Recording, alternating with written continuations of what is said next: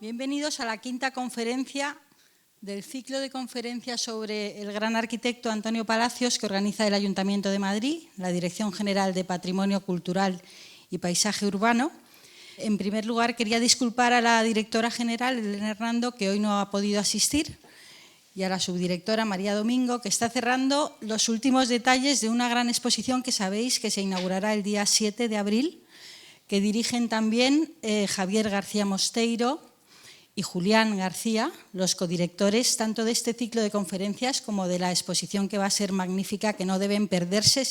También es en el Palacio de Cibeles, en la planta baja, entrando a la derecha, y que sin duda alguna les va a sorprender porque es verdaderamente impresionante, tanto por su tamaño como por la profundidad con la que se han abordado los temas. Y nada más, os dejo con Julián García, Idea, Materia y Mecanización, que seguro que es interesantísimo. Espero que lo disfruten. Muchas gracias. Muy bien, pues nada, buenas tardes. Yo tenía intención de hablar hoy de construcción arquitectónica. La semana pasada me preguntaron qué quería decir este título de Idea, Materia y Mecanización, porque no sé si se entendía muy bien. Me he permitido poner un subtítulo hoy, que es este de la construcción de la metrópoli, para acotar un poquito más el territorio de lo que querría que contáramos.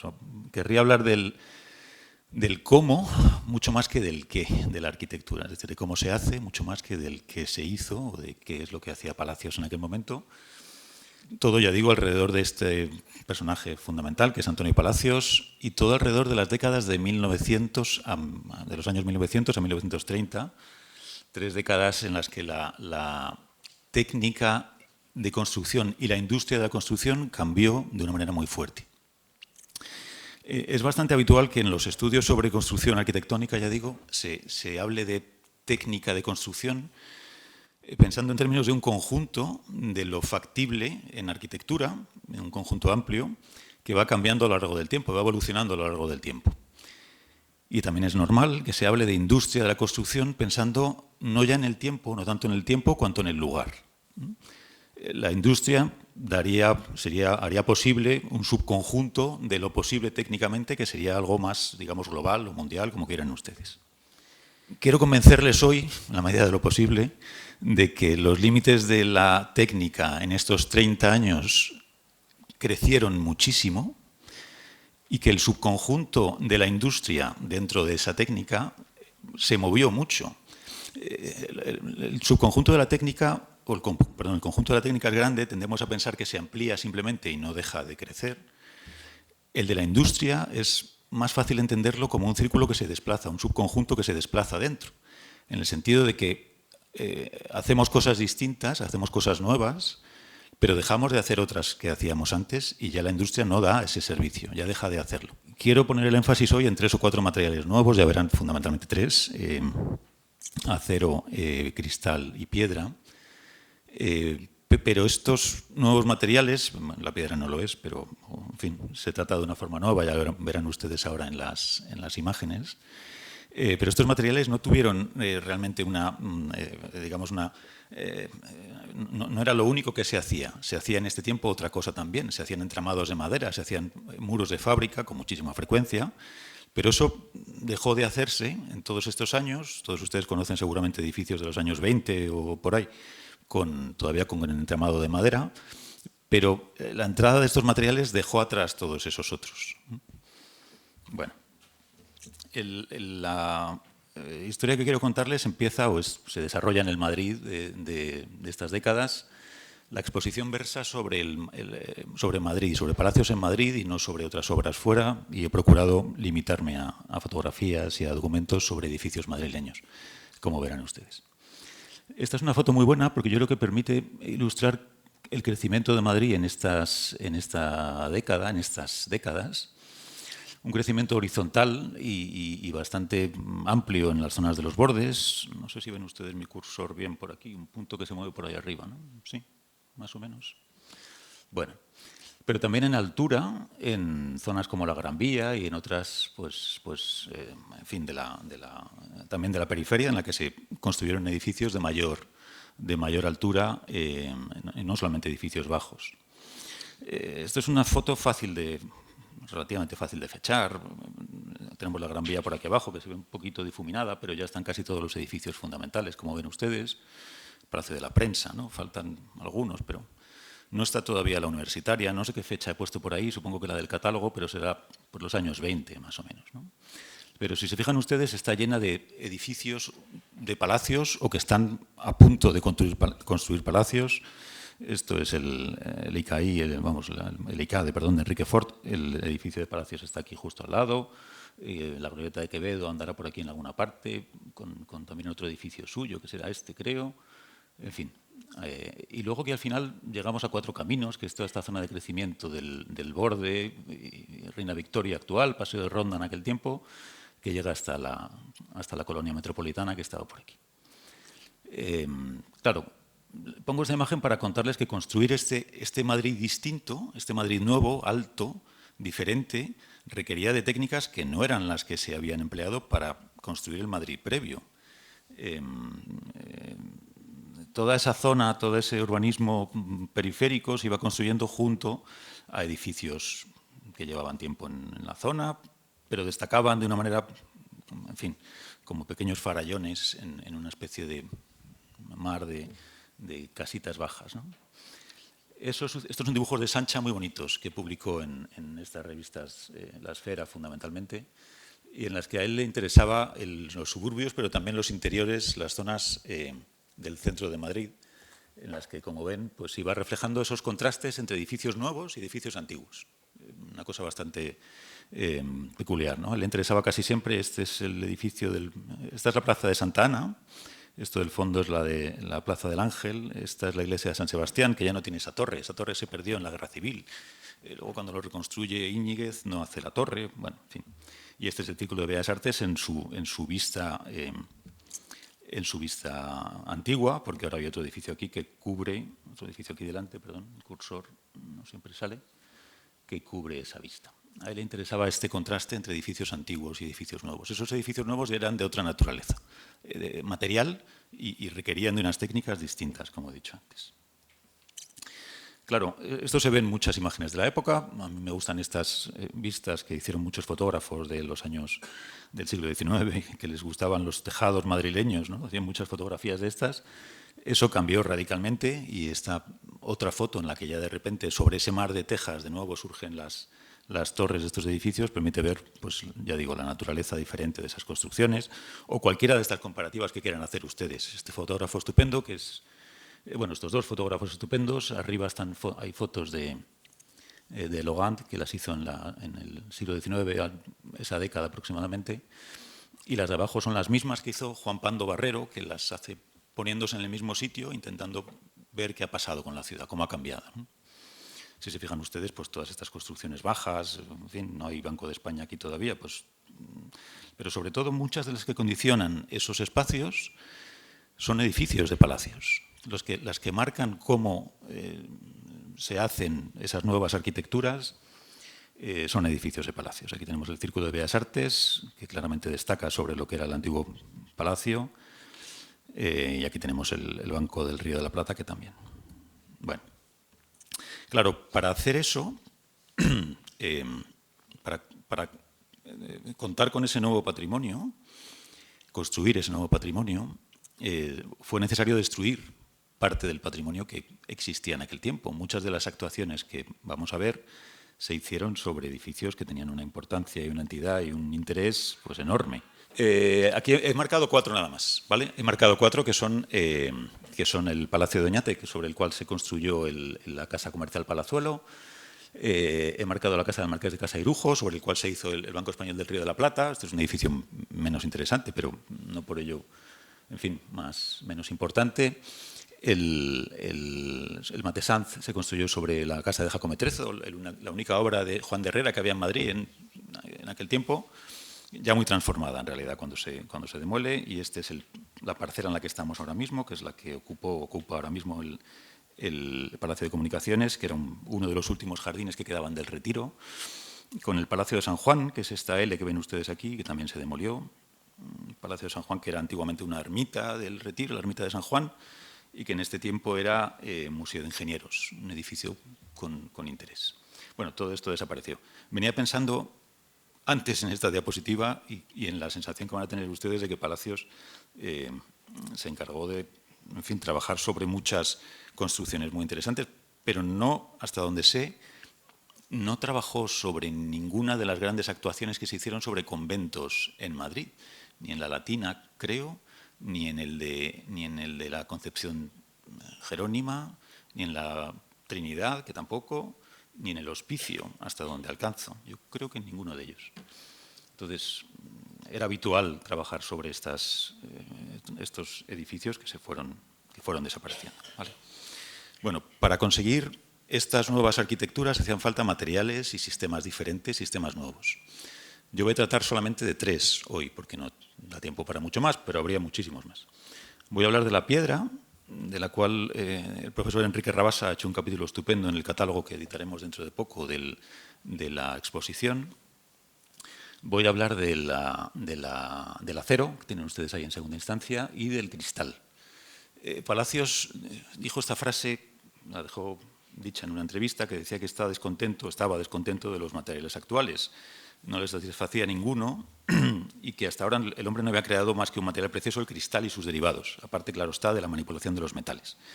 Y pensaba que esto iba a cambiar, como ven ustedes ahí, y que los progresos de la química iban a dar lugar a nuevos materiales de construcción de cualidades superiores a los naturales. Bueno, era un innovador y él pretendía llevar estas nuevas técnicas, pretendía empujar, como he dicho antes, ese subconjunto de la industria hacia los límites de la técnica. ¿Vale?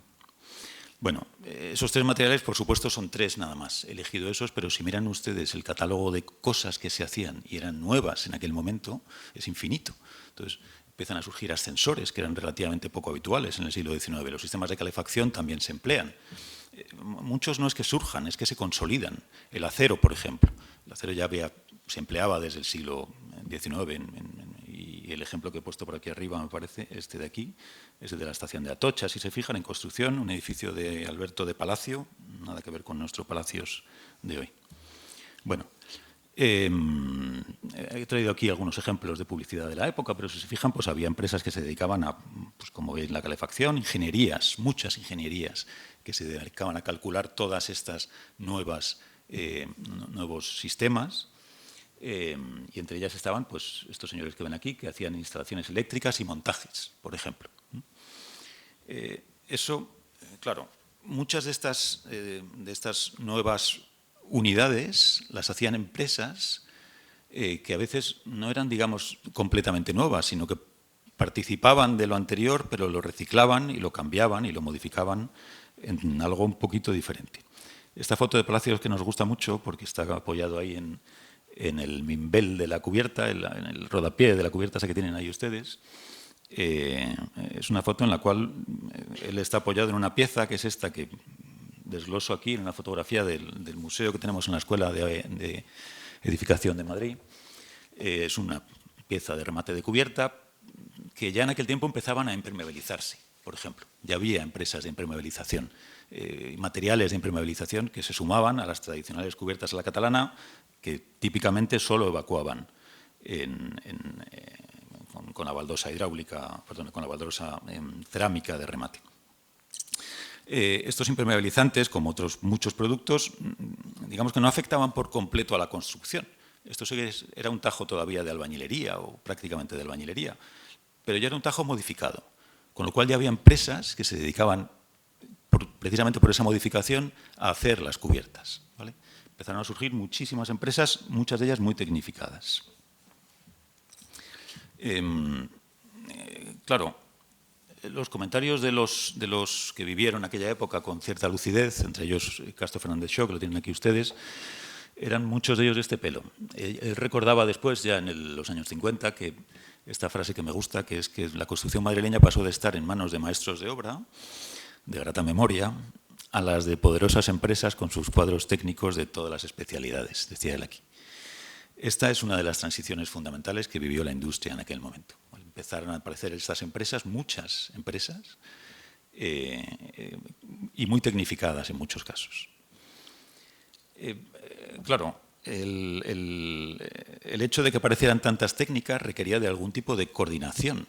Lo que sucedió también en ese momento es que surgieron muchas empresas que hacían ya no la tarea del constructor, sino la tarea del contratista, que he querido ilustrar con esta otra frase de Juan José Morato, un periodista socialista al que no le caían bien los contratistas, como ven ustedes en la frase, que decía esto: supongamos que es usted el dueño de un solar en Madrid, puede hacer la obra por su cuenta o entenderse con un contratista que no hace más que lo que usted haría. Hay que desmontar tierras, pues llama a un desmontista y en paz. En fin, no hace otra cosa que lo que usted hubiese hecho. ¿Cuánto me lleva?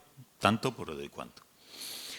Claro, esta visión del contratista un poquito simplificada, porque en el fondo hay una tarea de coordinación que ustedes imaginan enorme, implicaba fundamentalmente una cosa que también dice Morato en algún momento, aunque la frase no es redonda.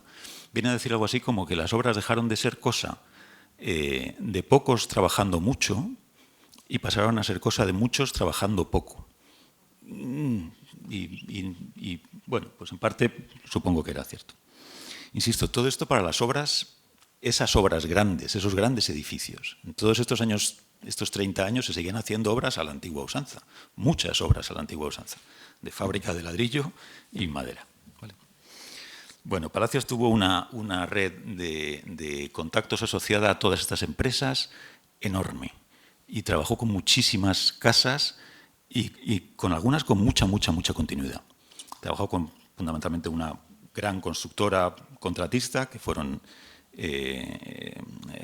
la de Torana Erguindey, que saldrán después por aquí en algunas fotografías, pero luego tuvo una red muy amplia de contactos pues, en muchos ámbitos. Fue socio durante 20 años prácticamente de Joaquín Otamendi en la construcción de este edificio y en otros muchos de los más importantes.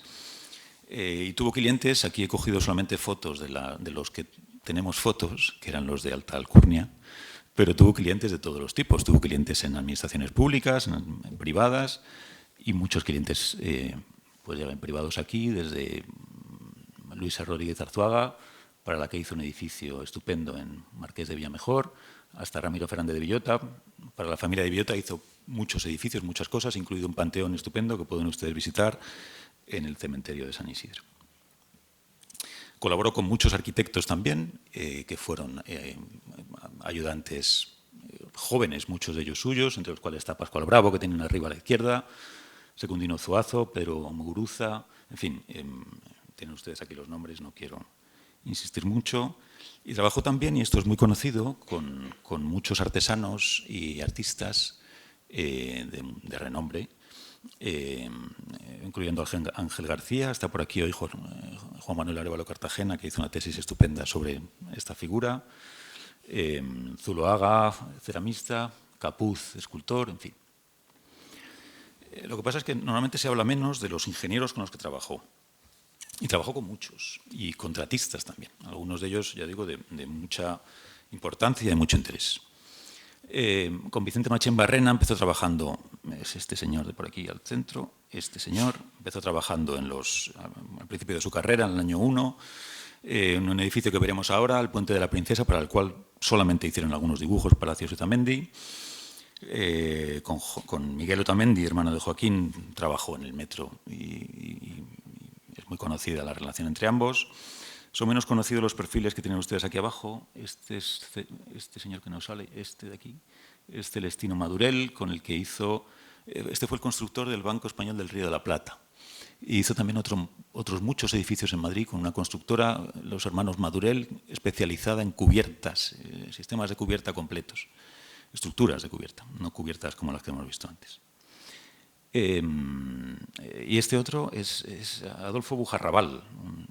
Este señor es un aparejador, ingeniero técnico, colegiado, que trabajó en las obras del metro y que trabajó también en el Banco Mercantil Industrial, si no recuerdo muy mal. Casi todos estos señores tenían relación entre ellos después. Se pueden trazar líneas de unos a otros por todas partes. Entonces, ya digo, Bujarrabal trabajó con Otamendi en el metro. Muguruza hizo, por poner un ejemplo, la reforma del edificio del Conde de la Maza, que fue un edificio de Palacios de Otamendi muy temprano, pues las reformas siguientes las hizo él. Bueno, se pueden trazar líneas entre toda esta serie de personajes que son de mucho interés. El sector, en estos años, es muy difícil entender cómo es posible que con tantos cambios, es un sector casi bipolar en aquella época, en el sentido de que había momentos de euforia constructiva y momentos de enormes problemas de suministro. Pero claro, es una época con guerras mundiales, en fin, que dificultan el suministro de muchas formas, con muchísimas huelgas y muchísima conflictividad social y con muchísimos problemas también digamos, de estructura, en el sentido de que toda esta serie de empresas que hemos contado ahora mismo, cuando llegaba el momento de que hubiera una subida de producción, no podían dar abasto a esa producción, ¿vale? Entonces había siempre esos problemas enormes que hacen pensar que debió ser muy difícil llegar a esta mejora de los sistemas de construcción, en fin, rápidamente. Bueno, esto era para ilustrar fundamentalmente esta idea de la conflictividad social de la época. Hubo muchísimas huelgas, a Palacios le declararon huelgas en la construcción de este edificio, sin ir más lejos, y en fin, como digo, mucha conflictividad social. Bueno, decía que voy a hablar de 3 materiales. El primero es la piedra. Quería empezar con este material porque, sin ser un material novedoso, es un material que Palacios y Otamendi trabajan muy bien y trabajan con una dimensión nueva, fundamentalmente en la relación con la maquinaria. Estas imágenes que ven aquí son imágenes tomadas de una cantera de Colmenar Viejo en el año 10 y de la construcción del edificio de Telefónica, que no es, como saben ustedes, un edificio de Palacios, pero que se registró tan bien y tiene tantísimas fotos y tan buenas que he escogido algunas para que vean ustedes, bueno, que la transición, que al final de esta década de la que estamos hablando, del 20, este año 30 o 30 y pocos, todavía se sigue trabajando en muchos talleres con algunas de esas piezas que usan los canteros tradicionalmente, las gradinas, los escafiladores, la maceta de cantero, todas estas cosas que se seguían empleando en mucha medida, ¿vale? Aquí ven ustedes un trabajador de Telefónica, todavía cincelando un último remate, y otro más pues trabajando a mano, con macetas, como digo, de cantero y tal, pues esas piezas. Se siguió haciendo así durante mucho tiempo.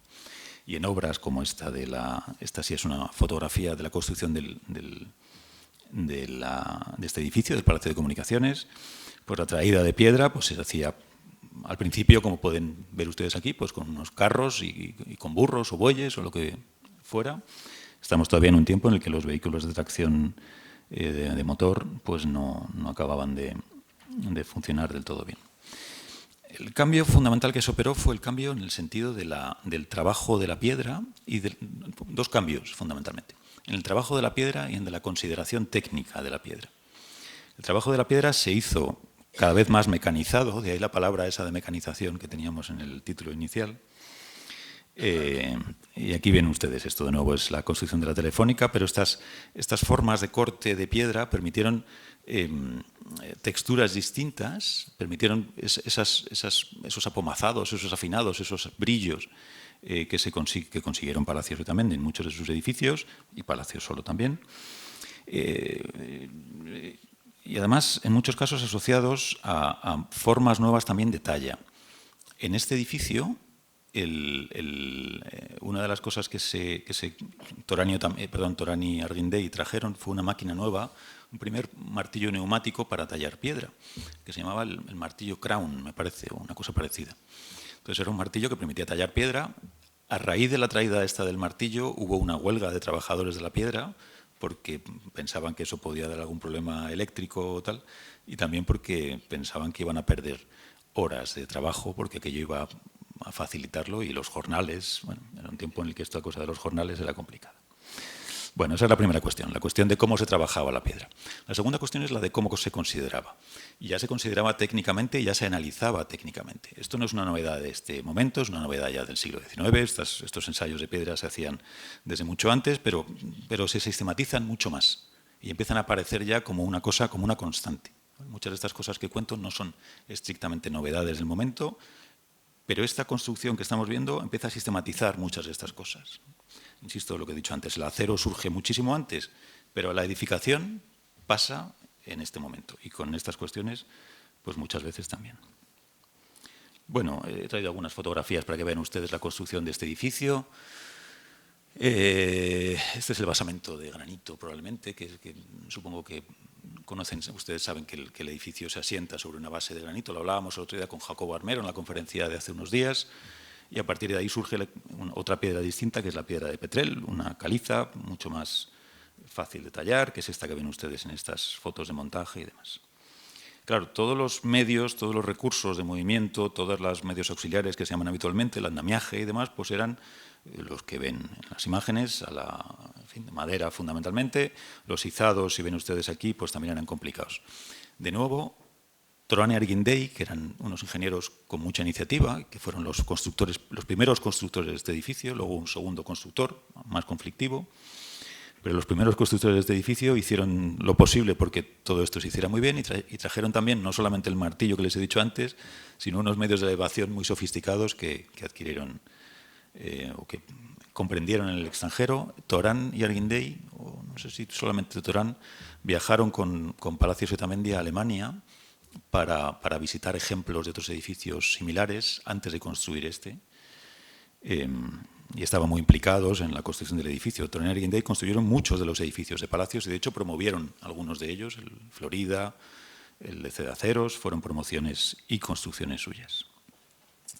Bueno, la piedra en estos años sufre una evolución un poquito particular y es que ese primer caso que han visto ustedes de material mucho más masivo, esta fachada que tenemos aquí en este edificio es una fachada bastante masiva, bastante fuerte, se va aligerando en estos años y se aligera bastante.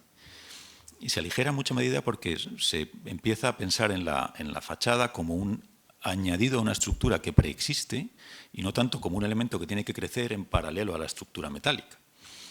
Me parece que esta foto no ha salido. Voy a ir un poquito hacia adelante. Bueno, ahora veremos alguna fotografía en la que verán ustedes eso. En alguna de las imágenes que veremos después se ve como la estructura metálica de este edificio iba creciendo al tiempo que iba creciendo la fachada pétrea. ¿Y se sujetaban la una a la otra? Sí, pero de una manera un poquito distinta. Con los años, esta piedra se acaba afinando, se acaba haciendo mucho menor, se acaba haciendo mucho más, en fin, leve, y entonces lo que acaba sucediendo es que acaba estando añadida, como ven ustedes ahí en esta imagen estupenda, de nuevo, la construcción del edificio de Telefónica, acaba estando añadida a la estructura metálica y prácticamente solo cerrándola, ¿vale? Y siendo mucho más ligera. Esto permite que el edificio crezca de una manera un poquito distinta, permite construir desde andamiajes como estos que ven ustedes aquí, ligeros, con trócola, muy parecidos a los actuales, colgados del forjado superior y directamente simplemente con un andamio de cable bastante convencional. Permite eso, permite también estos forrados, claro, normalmente se hacían añadidos a una obra de fábrica normal, no sé si esto que marco aquí lo ven, pero es una obra de ladrillo que quedaba entestada dentro de las Ls que formaban la estructura básica y cogida con algún tipo de grapa a ellas. No había especial preocupación por liberar la estructura de la relación con la fábrica. Esto es una cosa que hoy en día sí hacemos, ponemos láminas para que se separen unas piezas y otras. Aquí los morteros eran más blandos, probablemente de cal, y eso no debe dar tantos problemas. Bueno, y permitía otra cosa más, que es la fundamental. Y es que la fachada ya, insisto, no crecía sola y en paralelo a la estructura, sino que sobre la estructura que se había montado previamente se podía añadir esa pieza de fachada. ¿Vale? Que ven ustedes la construcción del edificio de Telefónica y el aplacado y la fábrica de fondo y tal, se han construido en algunas zonas antes que en otras. No se ha crecido en el orden convencional. Se podía crecer en un orden un poquito distinto. Esto aceleraba la construcción y permitía construir edificios de mayor altura. La estructura deja de estar condicionada por las fábricas perimetrales, ni siquiera sentada en ellas, que esto ya es un cambio que sucede en el siglo XIX. No son muros de carga ya, o no necesariamente, sino que es una estructura a la cual añadimos una fachada. Este es un cambio fuerte en la construcción con piedra. Bueno, en cuanto al acero, que es el material con el que al que quería dedicar un poquito más de tiempo. No es que el acero surja o empiece a funcionar o empiece a digamos, un material. No es un material novedoso a principios del siglo XX, cuando Palacios y Otamendi empiezan a trabajar, ni muchísimo menos. Es un material ya consolidado y que se conocía y se trabajaba en España y del cual hay infinidad de ejemplos de puentes y de estaciones y demás. Esta es la de Atocha, ya digo, una fotografía de Logant, muy retocada. Si se fijan, estos señores yo creo que están repintados y tal. Bueno, el ejemplo cercano que tenemos y que me gustaría mostrarles de construcción con acero ya en tiempos de Palacios es una cosa un poco diferente, todavía sigue siendo obra civil. Claro, el cambio fundamental que se vive con respecto del acero es que pasa de la obra civil a la edificación en estos años, ¿vale? Los edificios que se hacían en el siglo XIX, fundamentalmente con este material, se habían hecho edificios, por supuesto. Velázquez Bosco había hecho un edificio estupendo, o varios edificios estupendos en Madrid con acero. Arturo Mélida, que también fue profesor de Palacios, hizo el Umbráculo de Valencia, que es un edificio estupendo también. Bueno, pero no era tan habitual. El cambio fundamental es que la estructura de acero pasa a ser un sistema, digamos, convencional en la construcción de edificios en Madrid. Bueno, el Puente de la Princesa fue uno de los primeros trabajos de Palacios y Otamendi, pero no tanto como constructores, sino como dibujantes. Ellos hicieron una serie de ilustraciones para el puente, pero el puente fue obra fundamentalmente de Vicente Machín Barrena, que salía antes en la galería de retratos y aquí en un retrato un poquito peor también, como ven arriba a la izquierda.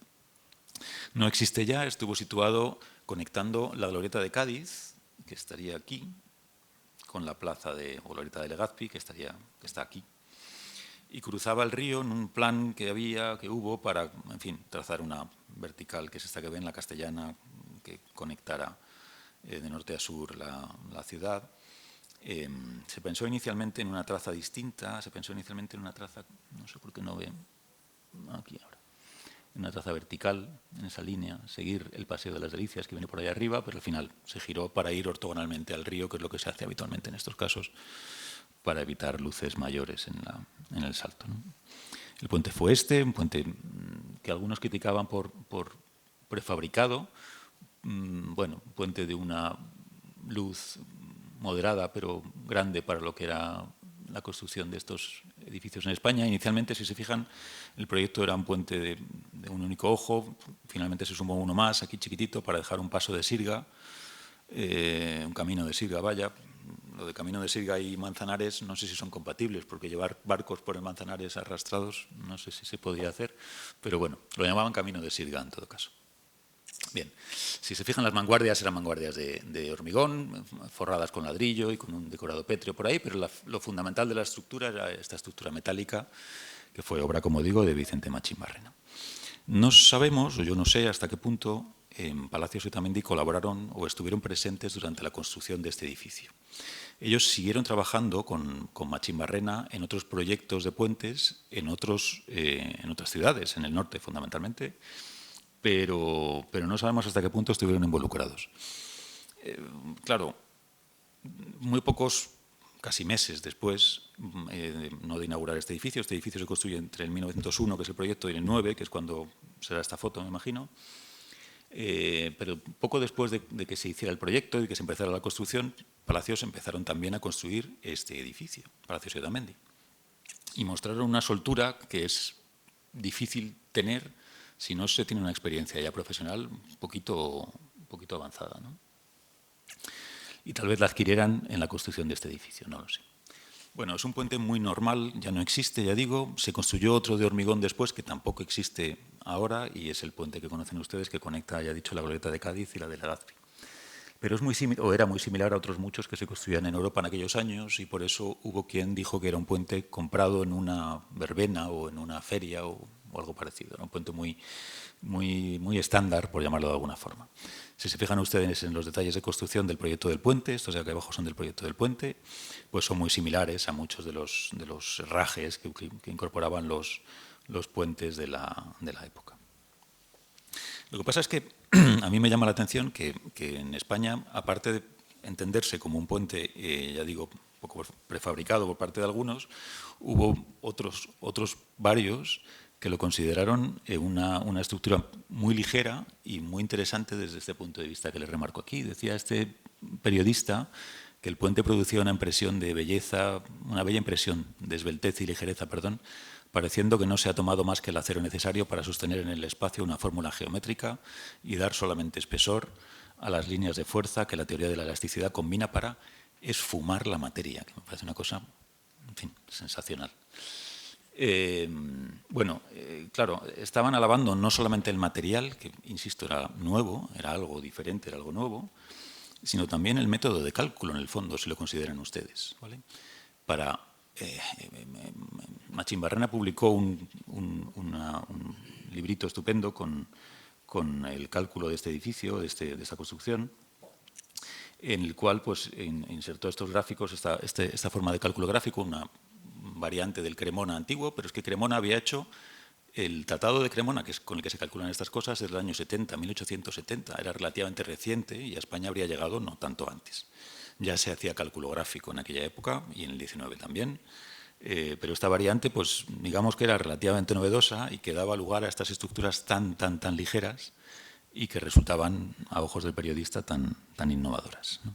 Bueno, con todo y con esto no fue un edificio de Palacios, fue un edificio fundamentalmente, ya digo, de Machimbarrena. Palacios que también hicieron algunos dibujos para el puente. No sé si harían este dibujo también, no lo sé, y no sé si lo sabremos alguna vez. Pero el caso es que cuando después construyeron el Palacio de Comunicaciones, que fue su primer gran edificio en Madrid, redactaron algunas memorias de estructuras en las cuales yo veo un paralelo con la memoria de las estructuras del puente de la Princesa, en algunos conceptos, en algunas cuestiones. Bueno, el edificio del Palacio de Comunicaciones es el que todos ustedes conocen. Hemos entrado por esta puerta principal y demás. Estamos ahora en esta zona. Y fue un edificio, como decía antes, que construyeron estos dos constructores que hemos dicho antes, Torán Arguindey, Damaso Torán y Luis Arguindey, un turolense y un gallego, que ingenieros ambos, que montaron una de estas empresas constructoras contratistas, y que aquí aparece Luis Arguindey junto con Palacios, que está aquí a la derecha mirando, pues no sabemos muy bien qué, una maquinaria. Y en un contexto de obra en el que hay desde piecería metálica, como ven ustedes ahí abajo, hasta piedra por otro lado, hasta ladrillo por allí al fondo, ¿no? Y una maquinaria también, que supongo que sería de izado o alguna cosa. No sé exactamente para qué. Este fue un edificio que se construyó con estructura metálica, ¿vale? Con una estructura metálica bastante particular, en la cual, si se fijan ustedes, pues hay una serie de vigas, viguetas, unos pilares y tal, pero hay, digamos, dos géneros de estructuras, si nos acercamos un poquito. Unas como más ligeras, que son estas de aquí, son los pilares de las naves laterales. El edificio, no voy a insistir en él, pero es una casi iglesia en algunas cosas y tiene un crucero, por llamarlo de alguna forma. Los pilares, los 16 pilares, no los 4, sino los 4 y los que los rodean, los 16 pilares del crucero son muchísimo más fuertes, que son estos que ven aquí. Estaban compuestos por unas 4 Ls en cajón, cogidas con estas barras a 45 grados. El resto de los pilares que verán ustedes por aquí, pues probablemente eran simplemente perfiles en I, todos ellos roblonados, formados como se hacía en la época, que tenía mucha complejidad de taller, que ahora ya no tiene. Aquí ven ustedes el interior del edificio en construcción, en un momento en el cual esos pilares centrales, esos grandes machones centrales, se habían ya forrado probablemente de hormigón, y los que hemos visto más ligeros, que son estos de aquí, pues todavía quedan vistos. Y se había dado un recrecido de ladrillo a los dos lados, que es el que ven. La estructura horizontal en muchas zonas se dejó vista. Esto es una de las grandes novedades de este edificio, que lo hace conectar con la arquitectura industrial de la época, aunque por muy catedral que pareciera en algunas cosas. Y ven ustedes también por aquí algunas cerchas y algunas formas muy parecidas a las que hacía el puente que hemos visto ahora mismo, un arco escarzano, que es una cosa muy convencional y muy habitual en construcción. Bueno, hace poco ha aparecido un plano estupendo que pueden ustedes ver ya en la exposición que instaló Jacobo Armero en la planta cuarta del edificio, no lo sé, un par de ellas más arriba, que es este de aquí, que no sé si ven algo en la... Yo creo que esto se acerca un poco más, ¿no? Sí. Vale, un dibujo estupendo en el que se ve una sección, digamos, un poquito de la dificultad que entrañaba este edificio también desde el punto de vista de la estructura. Este es un edificio que tenía que sostener fundamentalmente una torre. La dificultad mayor que encontraron los calculistas y los constructores del edificio fue resolver el problema de la torre. Este fue uno de los grandes retos que trajo consigo esta construcción.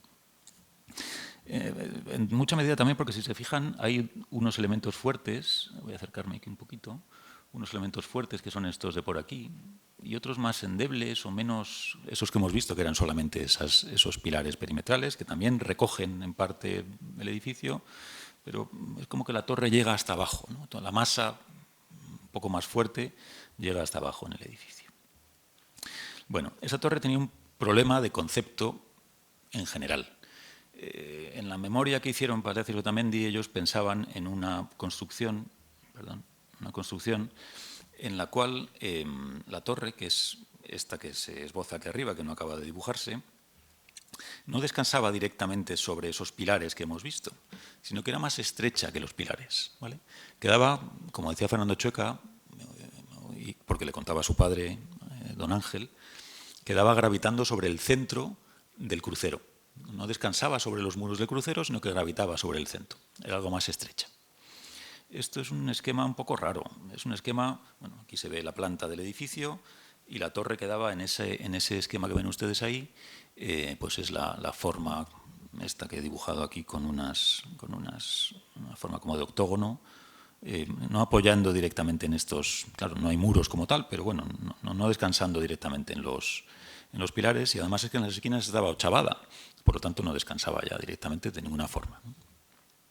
Bueno, claro, en la memoria de técnica, que ahora les enseñaré en alguna imagen, ellos estaban pensando en una solución que tenía más que ver con una linterna convencional, que es una de las soluciones posibles para rematar una bóveda. Perdonen ustedes los dibujos estos un poco burdos, pero es que no puedo tener pizarra aquí para explicarles nada y tenía estas cosas preparadas, yo creo que funcionan bien. Bueno, el esquema típico de linterna es un esquema que funciona bien cuando la linterna es una cosa ligera, se puede dejar descansando, relativamente ligera. Se puede dejar descansando sobre la cúpula, en ocasiones ni siquiera se hace eso, sino que se levanta y se monta sobre un chapitel, en fin, una estructura de madera o tal, pero bueno. No contemplaron o no les gustaba, por el motivo que fuera, la opción del cimborrio, que sería esta otra que tenemos aquí, o del tambor, la que se pudiera considerar, que por lo general se construye dejando uno de los o cuatro de sus muros descansando en el plano, en este caso de los pilares o de los muros testeros o de lo que corresponda, y también apoyado en las esquinas sobre alguna trompa o pechina, que sería lo que vendría aquí a la zona interior.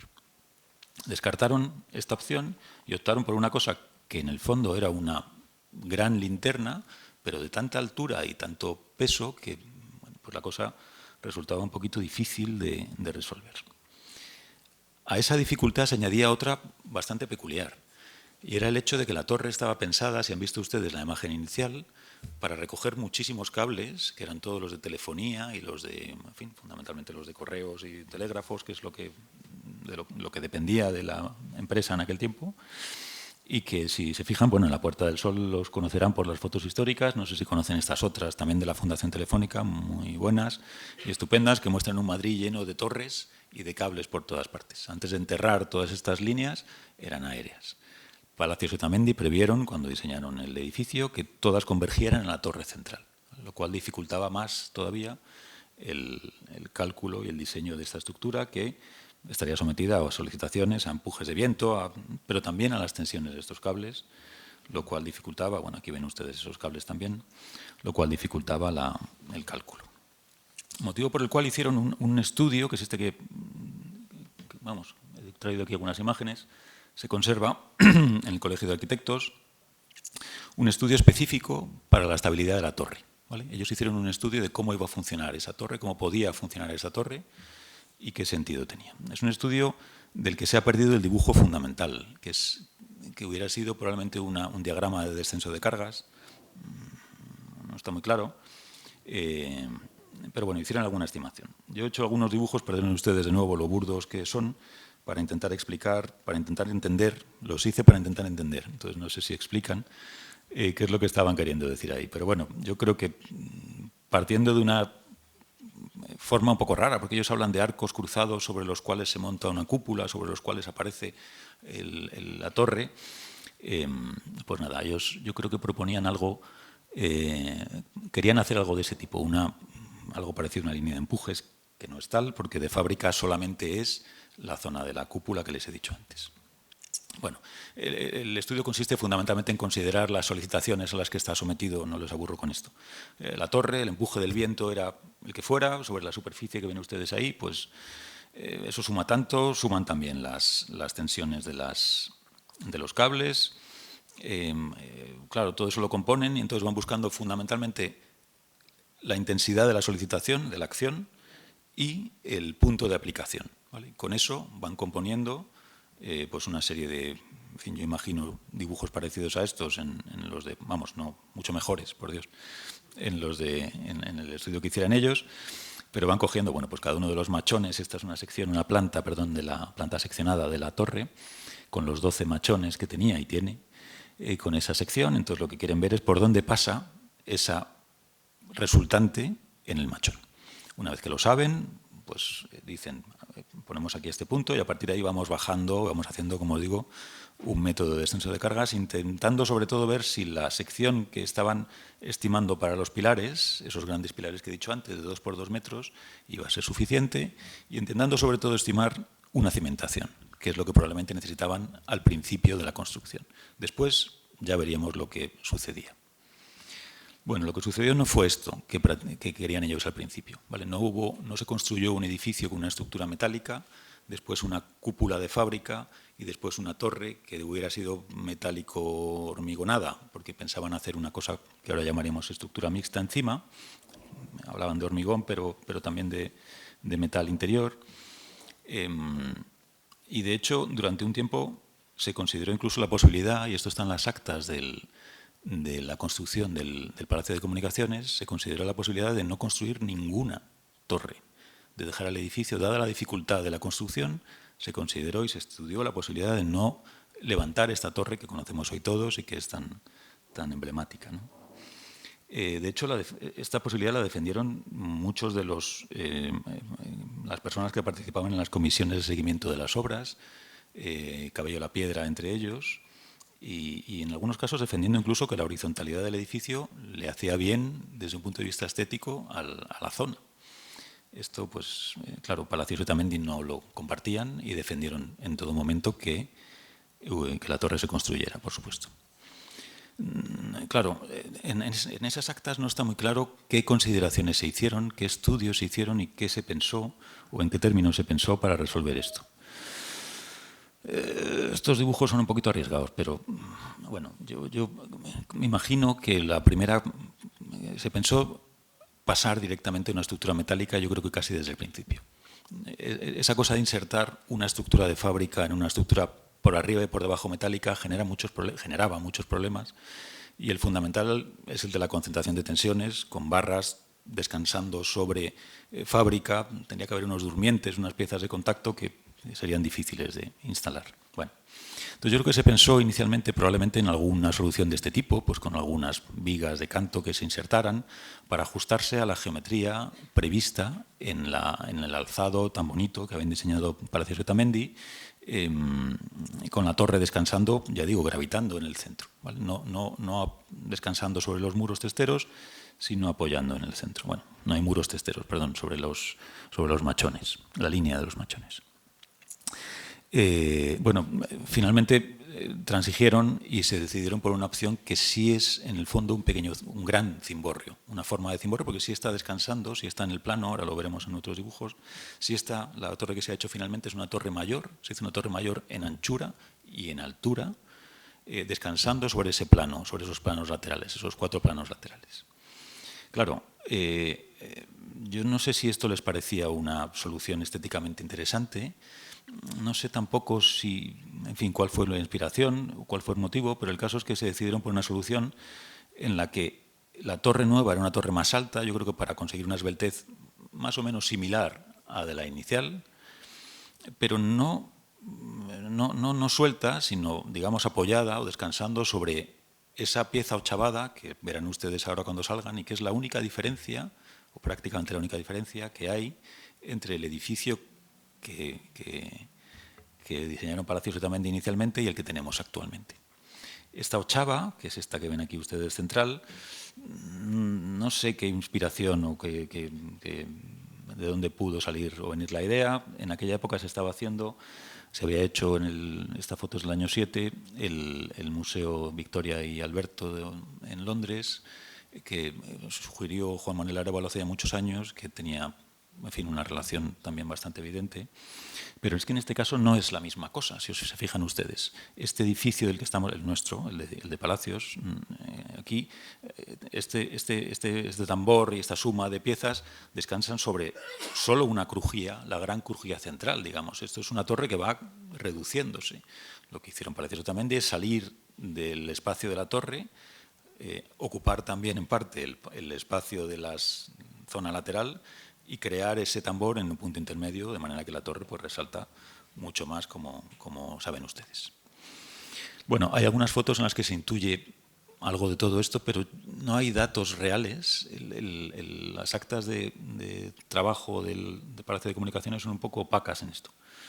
No está claro, no hay información, no tanta información sobre cómo se construyó finalmente. Pero sí hay algunos dibujos muy interesantes en los cuales los he puesto, digamos, para que sumen bien y se lean rápidamente, en los cuales se puede ver cómo la estructura asomaba. Esos 4 machones principales serán los que suben desde el centro, los 4 centrales, que de hecho atraviesan la ochava. Se ve cómo atraviesan la ochava y si ahora cuando salgan ustedes se asoman, verán que en la parte superior pues acaban asomando como 4 puntos. No he traído una foto con eso, pero sería fácil, que son esos pilares, las cabezas de los pilares. Este dibujo que ven ustedes aquí, que se conserva en el Museo de Historia de Madrid, es un esbozo, no sabemos si de Palacios, en el cual pues nada, se abocetan las zonas nuevas, se trazan las ventanas termales que surgieron aquí en estas zonas. La ochava tiene 4 ventanas termales perimetrales y sobre ellas se estima una torre que yo creo que es más alta que la que finalmente se construyó. No sé si hubo una idea inicial de construir sobre la ochava la misma altura de la torre inicial. Yo creo que la actual tiene la esbeltez, más o menos, de la que tenía la torre que se pensó primero. Bueno, perdón por la comparativa de nuevo, pero el dibujo este que hice de nuevo para entender cosas incorpora esas ventanas termales, incorpora esa ochava que es, insisto, casi el único cambio sobre el proyecto inicial de Palacios y Otamendi que se hizo. Los cables nunca se instalaron. Cuando se terminó el edificio, se tardó mucho en construirlo, pues ya las comunicaciones se soterraban. Con respecto de la sección primera que habíamos visto, yo veo una cosa que me resulta, en fin, interesante por lo menos, y es que en la sección de Palacios que hemos visto inicialmente, la que hemos comentado que estaba arriba en la parte alta del edificio, hay una conexión, o parece haber una conexión, no sabemos cómo hubiera quedado todo esto, entre la torre, a ver, aquí, la torre en la parte alta, que está abierta, en la sección claramente abierta, al espacio intermedio, que es el que tiene aquí, en este caso, una ventana termal, que no asoma a la fachada principal, probablemente estuviera en la trasera, no lo sé. Y luego hay una apertura, en fin, aparentemente similar a la que hay actualmente, pero tal vez algo mayor, que yo creo que hubiera dejado entrar luz de una manera, luz natural, a ese espacio. No lo tengo muy claro, no lo sé, lo propongo aquí. Lo que sí sé es que la solución que se construyó finalmente es una solución mucho más atada, esa que decíamos antes, con una serie de vigas que se ven por aquí, trianguladitas, en mi dibujo de antes, muy burdo, pues no sé si se entendía del todo bien, pero estas son las que hay en la actualidad. Y esos forjados, todas estas estructuras, tapan cualquier posibilidad de que esa luz asome en esta pieza central que cuando salgan ustedes ahora verán que pues es prácticamente un remate con muy poquita iluminación. Perdonen que la voz que tengo no es muy allá. Bueno, acabo con las estructuras metálicas. La transición, el avance de las estructuras metálicas, aparte de todas estas cuestiones de cálculo y de este caso concreto que les he contado, avanzaron en un sentido de simplificación a lo largo de estos años, que yo creo que fue bastante claro y que me parece interesante ver el contraste entre este edificio, que es el Banco Español del Río de la Plata, en una foto del interior, con este otro de la construcción del Círculo de Bellas Artes. Si se fijan ustedes, la viguería, los pilares en general, en fin, pues se han ido simplificando con los años.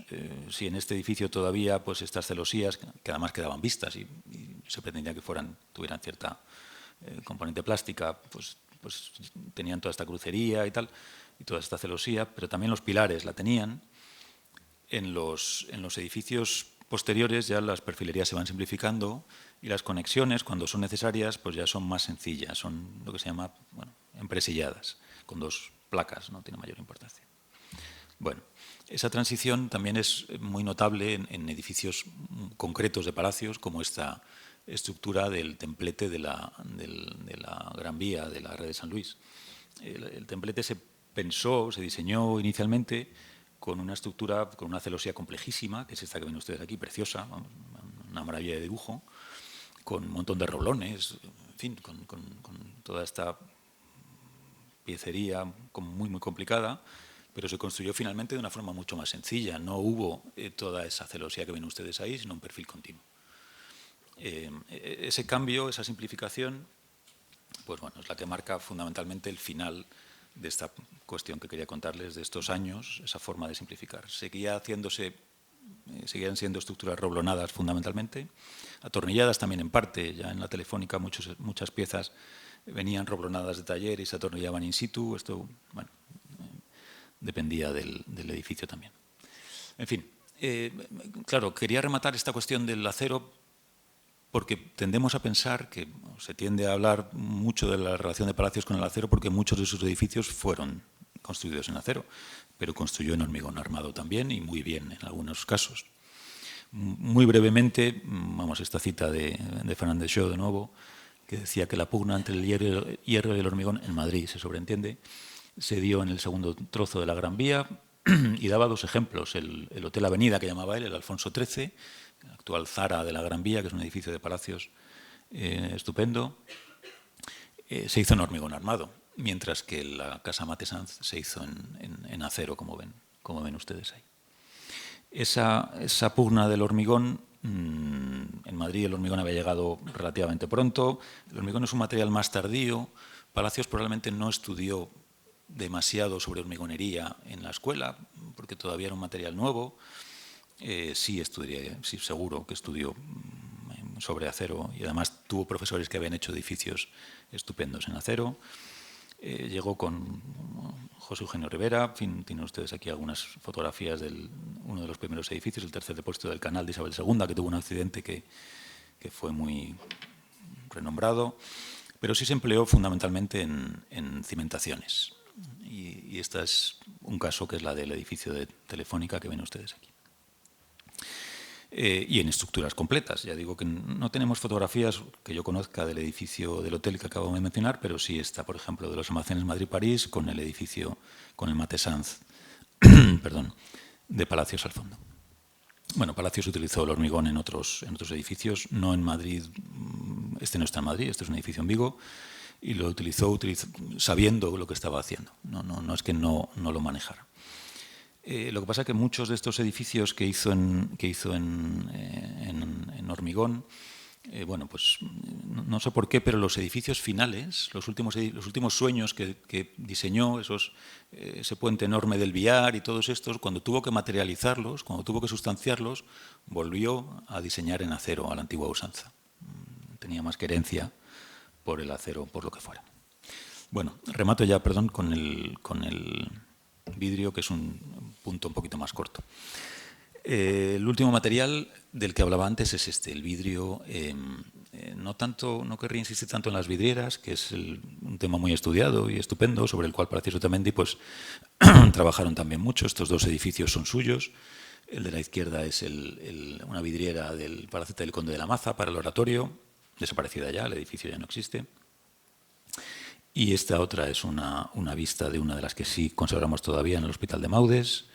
Las vidrieras tenían una forma de trabajo que es conocida, pues una serie de dibujos, se pasaban a cartón, en fin. Toda esta forma, digamos que es una forma un poquito antigua en algunas cosas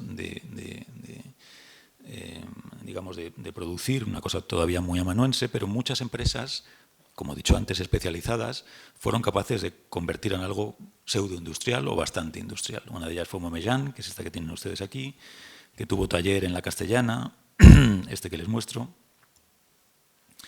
y que tuvo también una fábrica en Hendaya, que es esa que tienen ustedes ahí en la imagen de la derecha, en la que se producían pues, vidrieras de gran tamaño, algunas de las cuales incorporaron Palacios Otamendi a sus edificios. Las vidrieras, muchas de ellas, cuando estaban colocadas en estructuras horizontales, tenían además una segunda cobertura, muchas veces vítrea, para protegerlas. Si se dejaban al exterior, pues un granizo, una lluvia fuerte, un tal, podían destruirlas. Con lo cual solía instalarse esta segunda línea de vidriera. Este es el Palacio del proyecto de nuevo del Palacio de Comunicaciones. Sobre la línea de vidrieras, que es esta que vendría por aquí, pues se instaló una segunda línea de un vitral un poquito más fuerte. Y para estas cuestiones también aparecieron empresas que se dedicaban a esto. Los techos de cristal de estos señores, pues típicamente se hacían con una base de acero, con una cobertura de estaño y plomo, en fin, con una técnica que ya no usamos hoy en día, pero que se sistematizó y se industrializó, como casi todas estas cuestiones. Una de las vidrieras que conservamos, de las más conocidas de los edificios de palacios, es esta que les muestro ahora, que es la del Banco Español del Río de la Plata, que les enseño por la parte de abajo y por la parte de arriba, que es menos conocida. Esta se conserva en condiciones estupendas, solo la vidriera, porque el resto del edificio está muy alterado. Y aquí ven ustedes cómo estaba montada sobre una estructura metálica muy fuerte, que esta la hizo Altos Hornos de Vizcaya, y entonces pues todos los gajos de la vidriería pues se fueron montando ahí, en fin. Aquí había dos empresas contratadas, Momellán para la vidriería y los Altos Hornos para la estructura. La evolución de esta cosa de la vidriería me parece más, digamos, lleva más a lo actual, no tanto la vidriera como los vidrios planos de gran tamaño, que empezaron a crecer de una manera notable en aquellos años. Esto es un local comercial, aquí ustedes a la izquierda, y a la derecha uno de los edificios en los cuales se empleó por primera vez esas grandes superficies de vidrio cubriendo, en este caso, los espacios, los intercolumnios del Banco del Río de la Plata, que es el edificio que ven ustedes ahí a la derecha. Esos vidrios se hacían en fábricas que fueron surgiendo debido a la demanda enorme que fue suponiendo esa construcción de Madrid de la que hablábamos antes. Esta es la fábrica de Arija, esto es lo que llamaron el Dulcipuli, que es el pulidor de vidrio que tienen ustedes aquí abajo, que permitía hacer superficies cada vez mayores. Cuando Palacios Otamendi construyen este edificio, no recuerdo las medidas exactas de los vidrios que se hacían, pero estas piezas eran mayores que las que proporcionaba la industria en aquel momento. Ellos van forzando la industria. Muchas de estas soluciones que cuento forzaron a que la industria se adaptara para dar servicio a pues, las demandas de Palacios Otamendi. Ellos tienen en mente un edificio, aquí les enseño uno de los alzados principales, un edificio en el que, si se fijan, los espacios en los intercolumnios pues, prácticamente desaparecieran y quedaran en ese tono oscuro que ven ahí, buscando, y lo consiguieron, es lo que hicieron, con algo parecido a lo que Chueca llamó después pues, un muro cortina, un cuasi muro cortina. No se comporta como un muro cortina real, en el sentido de que esté colgado y todas estas cosas, pero es muy parecido a un muro cortina, si se fijan. Cierra por completo el hueco y da una sensación de continuidad, debido también al tono de la carpintería, al hecho de que la carpintería fuera muy fina, al hecho de que no tenga apertura. Claro, ellos tenían intención de utilizar vidrios tan grandes que la apertura de esas piezas tan pesadas hubiera generado un problema en los goznes difícil de resolver. Bueno, claro, querían esto probablemente porque habían visto edificios como este otro de aquí en el que no hay sensación de continuidad en esas ventanas, no hay sensación de pórtico a la griega, ¿no? Se pierde eso. Y ellos tenían esa intención y, bueno, pues forzaron a la industria del vidrio a adaptarse a esa cuestión, ¿no? Bueno, aquí hay algunas fotografías del montaje del momento en el que se montaron las vidrierías, también del momento en el que se monta la parte alta de la pieza, del remate. Y aquí les muestro unas fotos del interior que son muy conocidas también, en las cuales se ve cómo esos vidrios permitían una iluminación estupenda del interior, no solamente a través de la vidriera, que estaba en la parte alta, sino a través de todas estas ventanas. Este espacio ha desaparecido ya, como se ha comentado varias veces a lo largo del ciclo, y de ser esta sección que ven ustedes aquí, en la que la luz entraba verticalmente y horizontalmente, como les he mostrado, pues en la reforma que se hace en los años 50, que hace Manuel Cabañes, pues desaparece esa verticalidad. El edificio tiene un espacio horizontal ahora estupendo pero distinto, y se ha perdido pues lo que era el edificio de Palacios original. No sé si con alguna intención se mantuvo esta especie de vitral, pero ha desaparecido. Bueno, estas soluciones se llevaron, por supuesto, a los otros muros, muchos muros cortina o cuasi muros cortina que construyó Palacios. Aquí tienen ustedes el Hotel Alfonso XIII. No he cogido el edificio comercial Cedaceros, que podía estar aquí, a lo mejor incluso que estos. El Matesanz también, y la Casa Palazuelo, que son fachadas en las que se alternan columnas y elementos acristalados, que es uno de los signos de identidad de esta forma de arquitectura. Bueno, termino ya, perdonen. Quería simplemente remarcar que Palacios hace todos estos edificios y que cuando termina su vida, claro, se le empieza a entender no como un constructor, o menos como un constructor y más como un soñador. En fin, esta frase a mí me parece incluso un poco dolorosa. Está sacada de una revista que dice: alguien al hablarme de Palacios me decía pesaroso, Palacios es un poeta. El arquitecto, para mi amigo, era un soñador, una fantasía desbordada que al trazar sobre el papel el pergeño de una obra no tenía en cuenta para nada la miserable calderilla. Bueno, claro, yo no me da la sensación... primero, no creo que ser soñador y ser buen constructor sean dos cosas incompatibles, si me perdonan esta afirmación. Pero yo me parece más definitorio de lo que fue Palacios esta otra frase en la que reivindicaba el dibujo, el hecho de que él dibujaba, como dice aquí, por sí mismo todos los edificios que dirijo, paso a leer nada más, a tamaño natural, no solo los perfiles, sino todos los detalles constructivos y decorativos. Me parece que esto le define mucho mejor y creo que fue, como han podido comprobar ustedes ahora, un constructor estupendo. Nada más. Muchas gracias.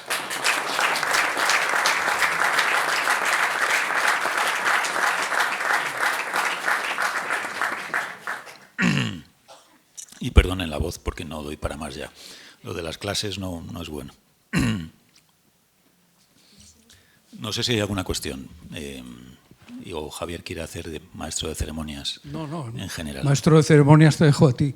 Yo simplemente miraba a ver si había alguna pregunta. Yo me gustaría, ahora que está...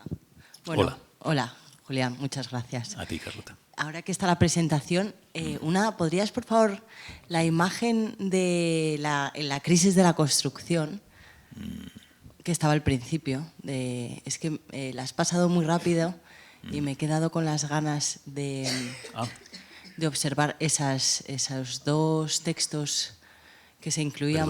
Perdón, igual he ido un poquito más rápido. Es que me ha apuntado la referencia. No pretendía que se vieran solamente. No, pero me ha llamado la atención y digo, bueno, voy a aprovechar. Mira, el de la derecha sobre todo, que me ha llamado mucho la atención, sí. ¿No? Esa crisis de la construcción y en paralelo, o sea, ahí abajo, lo de la conferencia. Claro. Y no sé, y como no has hecho ningún... Bueno, por si querías, pues porque es que me ha parecido curiosísimo. Nada, simplemente... Bueno, no sabría decirte, Palacios estaba presente en muchas de estas... Esto es una conferencia que dio sobre Raskin y Viollet-le-Duc, que, en fin, no sabemos del todo bien, o no lo sé yo. El contenido de la conferencia se resume en algunos textos, pero... Sí, más allá, pero bueno, que me ha llamado la atención, ¿no? Como además esa crisis de la construcción que estabas hablando y bueno, no sabía Claro, si es un habría... momento muy raro, porque, claro, si te pones a mirar el número de huelgas que surgieron, el número de problemas en ese sentido, digamos, de laboral, da la sensación de que permanentemente los edificios estaban parados. En muchos casos cambiaban de sistema porque no había forma de hacerlos con el sistema original. No he comentado nada de esto, pero el Círculo de Bellas Artes, por ejemplo, se hace con estructura metálica en prácticamente toda la altura, pero Palacios en algún momento dice que quería haberlo hecho de hormigón. No, lo dice en una entrevista, pero que luego el remate se acaba haciendo en hormigón, ¿no? Esto es una de las cosas... Claro. La hace de hormigón, eso es. Y esa se la cuenta Rivera. Una cosa que la cuenta José Eugenio Rivera, el ingeniero, sí. Que has comentado antes del depósito de ese mismo artículo él dice, pero probablemente es una cosa que le dice a Rivera, porque Rivera era del gremio del hormigón, le dice algo así como que yo hubiera querido que todo el edificio fuera de hormigón. Sí. Bueno, pero vamos, que sí, que toda esta cosa de que había que adaptarse a esos cambios pequeñitos, a esas crisis de la construcción, estaba presente, sí. Hombre, sí. Yo creo que condicionaba mucho y al hilo de lo que has dicho, yo realmente no sé si hay hecha alguna historia o alguna crónica de los constructores, de los contratistas de Madrid. Porque, por ejemplo, has mencionado a Celestino Madurell. Celestino Madurell ha hecho bastantes edificios. Yo lo tengo situado por el Banco de Río de la Plata, pero ha hecho bastantes edificios singulares. Hizo la fábrica de Gal, entre otros. Fábrica de Gal. Hizo el ABC, el edificio de ABC, o las cubiertas del ABC. Y además lo asesinaron. Eso iba a decir, que incluso en el tiempo del pistolerismo. Fue asesinado, además era un hombre que se empeñaba mucho en que las cosas estuvieran muy bien hechas. Vivía en la calle Barquillo, justo enfrente del Río de la Plata, sí.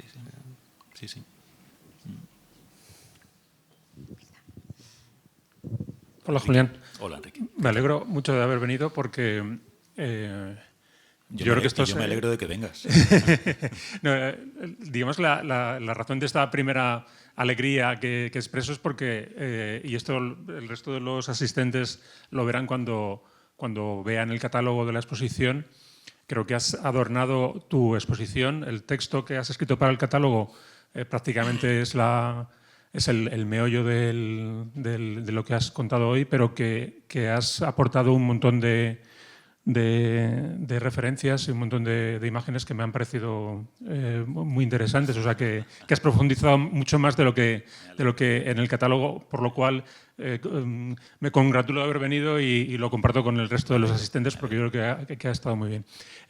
La pregunta tiene que ver con una cosa que has dicho al final, en que los proyectos, digamos estos proyectos, los sueños, el VR, todas estas arquitecturas imaginarias que Palacios diseñó, claro, tú dices que volvía al acero, pero yo creo que volvía a la piedra y al acero. En realidad el acero no tiene una presencia como muy evidente en las estructuras, digamos en las fachadas, ¿no?, de estas arquitecturas imaginarias. Digamos, la pregunta, comentario es: si tú crees que Palacios estaba como muy atado al estilo, a un estilo español, a una arquitectura que en casi su primera obra es la que posiblemente más dirigió el resto digamos, aunque luego hubo evolución, pero el acero nunca, salvo en estas intercolumnios con carpinterías como más vistas y pequeños elementos de estructuras que se ven en los patios, pero no es una revolución tan grande digamos, en la presencia de sus arquitecturas. Y cuando ya se pone a soñar, no da un salto que a lo mejor da su discípulo Casto Fernández Sau, planteando otros materiales como más evidentes. Yo creo que está siempre como muy constreñido o muy autocensurado en la utilización de unos materiales que no se le haga confundir con Mies van der Rohe, por ejemplo. ¿Cómo lo ves? Lo veo. No, estoy de acuerdo. Vamos a ver. Yo de todas maneras creo que si algo... preguntabas por el estilo al principio. Yo no tengo muy claro cuál es el estilo de Palacios en realidad. Me parece que hace lo que cree que conviene en cada momento y es más americano en unos casos, más neoclásico en otros y más isabelino en edificios como este de aquí. Yo no tengo muy claro que haya un estilo. De hecho, si algo unifica los edificios, estos edificios, porque estamos hablando de los grandes edificios. Yo creo que es la sofisticación técnica, en el fondo, el hecho de que fueran muchos de ellos avanzados desde el punto de vista técnico para su época. Eso los unifica bastante bien. El estilo, no sabría decirte tanto. No, la verdad es que no lo creo. Con respecto del VR, que decías antes, bueno, el VR, hay esbozos que tú conoces muy bien, hay dibujos ya a tinta que conoces bien también. En esos, claro, yo no sé cómo lo he dicho, pero los esbozos, no sé si eran de hormigón o no, esas estructuras, pero los dibujos a tinta ya sí traza él un arco completo con una serie de barras y unos tensores y tal, y son arcos claramente metálicos. Bueno, fíjate, más que eso, yo lo que quería decir con esto no es tanto que volviera al metal o no volviera al metal, sino que él siempre volvía al hecho de definir constructivamente bien los proyectos. Esto es una cosa que a mí me resulta muy curioso, incluso en los soñados, ¿no? Va al detalle constructivo, que a mí eso es una cosa que me parece fascinante. No eran en mucha medida cosas difíciles de hacer o imposibles o tal, pero él las llevaba siempre al detallarlo constructivamente. Esa última frase que decíamos antes de que dibuja todos sus proyectos, yo creo que lo define muy bien en esta cuestión. No sé si te he respondido. Sí, más o menos. Sí, en el sentido de que efectivamente lo del estilo, claro, no puedes comparar el Círculo de Bellas Artes con el Palacio de Comunicaciones. Son dos arquitecturas diferentes, pero claro, digamos que la estructura no termina teniendo una presencia como muy sincera, ¿no? La estructura no será la fachada, que es una cosa que también es como muy de un determinado momento de la arquitectura de comienzos del siglo XX, en el que la fachada tiene un valor menor. No es tanto un dibujo, sino que es como el resultado de una decisión estructural y una sección que termina saliendo de la fachada. Pero bueno, estoy de acuerdo. Sé que efectivamente en los bocetos hay mucho acero, pero que también hay una especie como de lo hay. Estilización, sí. unas proporciones que me recuerdan más a la piedra. Que son más pétreas que de ningún otro tipo, sí, es cierto. Los machones estos, los grandes rascacielos tenían esa configuración, sí, es evidente. Gracias, Enrique. Sí, un poco al hilo de lo que dices, Enrique. Yo creo que la conferencia de hoy ha servido para centrarnos muchísimo en el verdadero Palacios, que tantas veces ha quedado reducido, pues eso, de lo que se habla tantas veces, de cuestiones estilísticas, que ninguno sabemos muy bien lo que son, ¿no? En el fondo, ¿no? De cuestiones formales, de cuestiones decorativas, y el meollo se ha tratado esta tarde. Bueno, uno de los meollos, porque tiene muchos y todos contradictorios. Porque claro, aquí hay una contradicción que me gustaría, Julián, preguntarte. Porque claro, todo esto se construye a la vez que gran parte de Madrid se está construyendo con yesos colgados, ocultando estructuras. Aquí no son yesos, son piedras, ocultando o reforzando en algún caso, esas no ventanas que decía Chueca, en el fondo es subrayar ese carácter estructural, ¿no? Pero a lo que iba es a que, claro, en ese momento, por parte de muchos arquitectos de distintas tendencias, se está luchando por lo que se llamaba la sinceridad constructiva. Incluso Luis Bellido, su discurso de ingreso a la Academia, en 1925, cuando se está levantando el Círculo de Bellas Artes, se está terminando, su discurso de ingreso, su título es «De la insinceridad constructiva», como origen de toda la corrupción de la arquitectura, ¿no? Que él entendía que arraigaba en el XIX y que pervivía en el siglo XX. Entonces, claro, esa insinceridad constructiva de mensulones, de cosas colgando de forjados y de voladizos y tal, ¿no? Claro, Palacios también lo hace. Y causaba oprobio a muchos de los que iban por el otro. Yo recuerdo como Luis Moya me contaba que cuando era estudiante, en 1925, se estaba terminando el círculo, pues con su profesor, que era Carlos Gato, pues llevó a los alumnos a la obra, ¿no? una visita de obra al Círculo de Bellas Artes, ¿no? Y claro, Moya salió aterrorizado, porque Moya creía en la conjunción entre forma y estructura. Le gustaban los sistemas abovedados que funcionan no por resistencia de materiales, como básicamente has explicado tú, sino por el problema de la estabilidad, ¿no? Que es otro. Entonces, claro, Moya se quedó horrorizado. Esto supongo que lo habremos comentado en nuestros muchos debates que hemos tenido, ¿no? Sobre esto, ¿no? Se quedó horrorizado con eso porque claro, todos ustedes conocen el salón de baile del Círculo de Bellas Artes, que tiene una luz muy grande y que tiene columnas pareadas o pares de columnas, ¿no? Separadas una cantidad, un espacio muy pequeño, ¿no?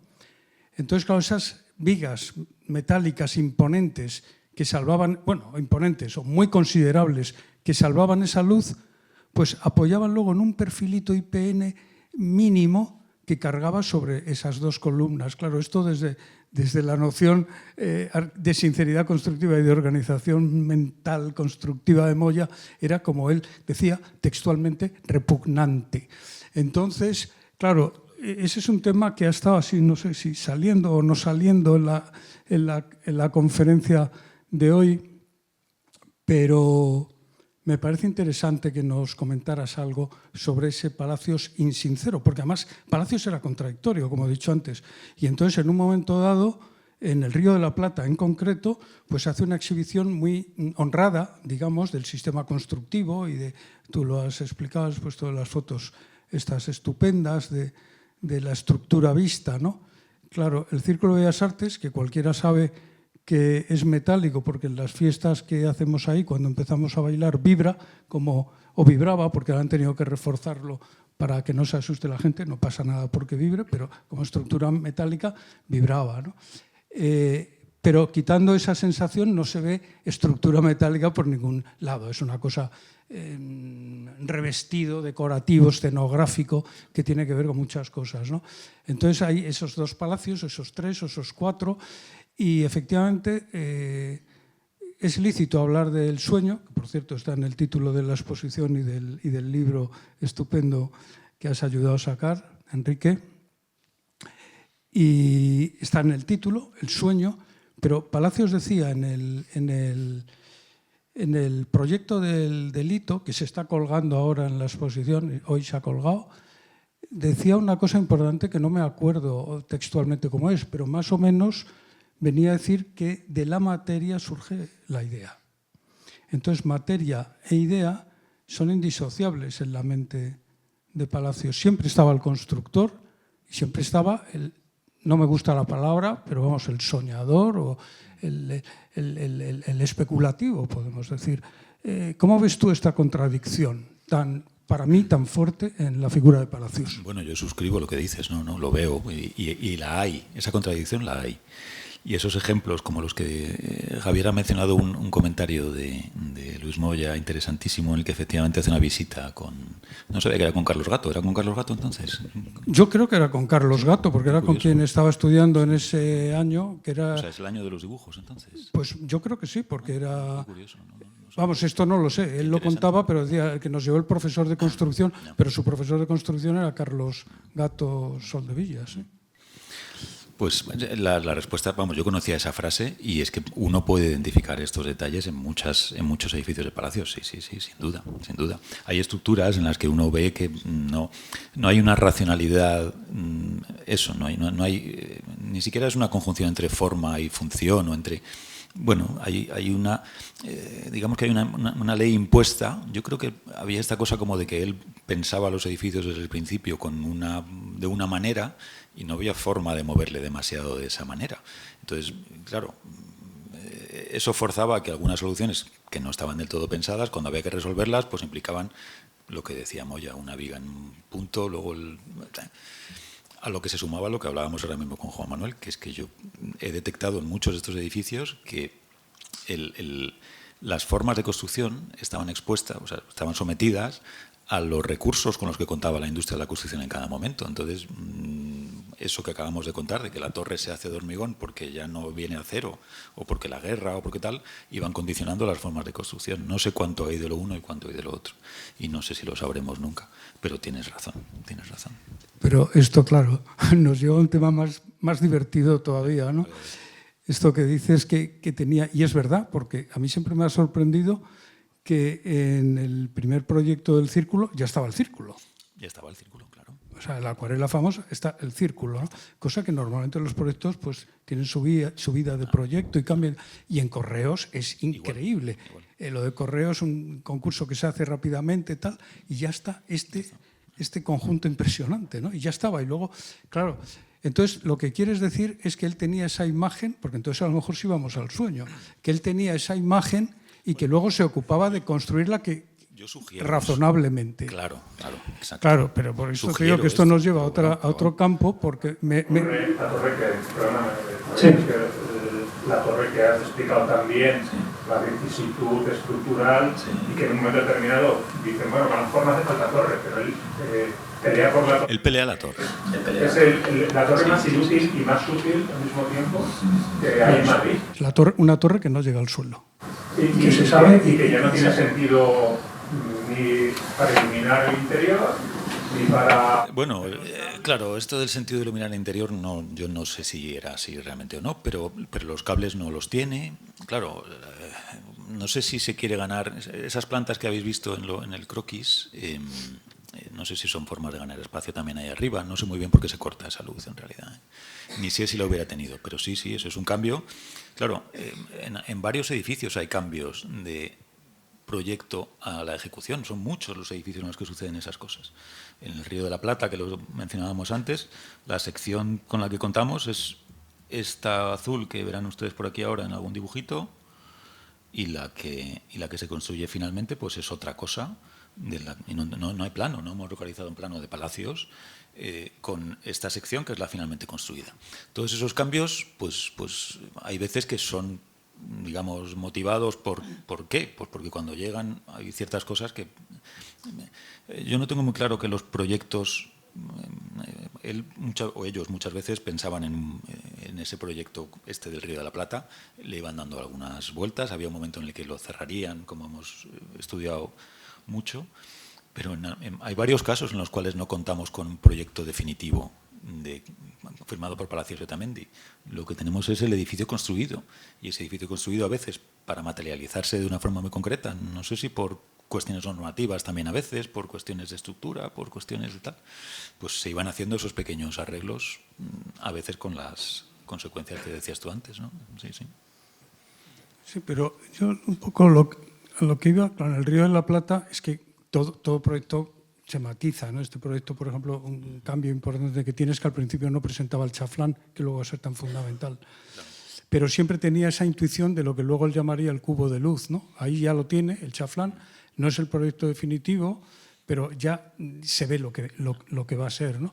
Entonces, claro, esto de tener una imagen y luego, por así decir, construirla de la mejor manera posible, es que me recuerda un poco lo que decía Carlos Flores, con lo que yo tampoco estoy muy de acuerdo, que claro, él decía que Palacios construía grandes volúmenes monumentales, volúmenes urbanos, esculturas urbanas, como objetos casi exentos, y que luego se preocupaba de que cumplieran un determinado programa y que metían los espacios, como por ejemplo, más o menos, si vemos, por eso digo las contradicciones, en el Círculo de Bellas Artes, que están interpenetrados los espacios, pero que precisamente no vemos en este, porque aquí sí hay un ejercicio de relación interior-exterior muy clara desde el principio, ¿no? Este es uno de los más limpios y uno de los mejores, ¿no? En ese sentido, sí. Claro, entonces, todo esto que estás hablando de la estructura, la construcción y, claro, la forma y la arquitectura, incide en una cosa importante, el principio moderno, que era construir de dentro a fuera, o él construía de fuera a dentro, como dice Carlos Flores. Pues en muchos casos probablemente el de fuera adentro tuviera más sentido, y lo hemos discutido también alguna vez. Este tal vez sea el caso en el que no, es que estamos poniendo el caso en el que no, ¿no? ¿O qué opinas? Porque yo en este sí veo una intención de tener... Hemos hablado también otras veces de hasta qué punto en un proyecto un arquitecto hace insiste en hacer lo que no pudo hacer en el anterior y casi vengarse de su propia... En fin. Pero no tengo muy claro aquí. Antes hemos visto esa cosa que yo sugería de que no pudieron hacer Palacios Otamendi, la torre del Palacio de Comunicaciones dejando pasar luz. Aquí hay una obsesión por dejar pasar luz en este edificio. Es fundamentalmente un edificio de luz. Este es un edificio que es de los que más probablemente salgan de dentro a fuera. Hay otros más que tienen patio, como sabemos. Y también no sé, la Casa Matesanz tiene un gran cuerpo central y luego una estructura radial, un poco rara en algunas cosas, pero una estructura radial, el Palazuelo. Entonces, claro, yo creo que sí hay edificios que pueden estar pensados desde dentro a fuera. Pero no quiere decir que estén bien resueltos constructivamente, o no siempre estén bien resueltos constructivamente. Eso son también, hay un matiz, ¿no? Sí, es un poco al hilo de lo que decía Javier. Yo creo que Palacios, al principio de su carrera, se preocupa por exhibir, o sea, tiene interés en exhibir la estructura, en evolucionar un poco las cosas en función de la técnica. Tiene una esperanza en la técnica, como ponías tú en la primera diapositiva. Pero yo creo que la técnica en España a Palacios le falla y al final el hombre se aburre, lo deja un poco por imposible. Lo digo al hilo, es una tontería, pero este domingo pasado estuve viendo la exposición de Canogar y repasando la exposición de Armero, que está estupenda, la de la exposición esta, y me fijé en una foto, debía ser a poco de inaugurarse Correos, que están los mostradores, y entonces, bueno, pues hablamos mucho del aplacado que está en el interior, con esos remates y tal, pues que se supone que el hombre pues lo tomaría del edificio de Correos de Otto Wagner, de Viena y tal. Y entonces me fijé, no me había fijado hasta entonces, que originalmente eran tornillos, es decir, se ven las cabezas de los tornillos. Ah, sí. Claro, no había fijado, no tenía el embellecedor, entonces yo no sé si el embellecedor, o sea, si el embellecedor ese lo puso. ¿Se ve en la foto entonces arriba? Sí, en la foto se ve que son tornillos normales y corrientes, un poco hermosos, pero incluso con la hendidura del tornillo. Es decir, no es la gollería de Otto Wagner, que son unos roblones que incluso son de acero y con la cabeza de aluminio y tal. Y entonces no sé si es el propio Palacios que esto no me gusta y hace la pieza esa, que por cierto es muy bonita, la pieza de latón que los cubre, que no es simétrica ni nada. O la gente protestaría, esto queda muy feo, tápalo. No lo sé, pero es un poco es un ejemplo tontorrón, pero simboliza un poco la historia esta, ¿no? O sea, que Palacios pretende exhibir la tecnología tal, pero la tecnología en España no llega, no es tan fina a lo que se pretende como en Austria o en Alemania, y entonces ya tiene que maquillarlo un poquillo, ¿no? No sé. A lo mejor es una tontería. Puedo estar de acuerdo contigo, sí, claro. Pero bueno, no lo sé. Sí.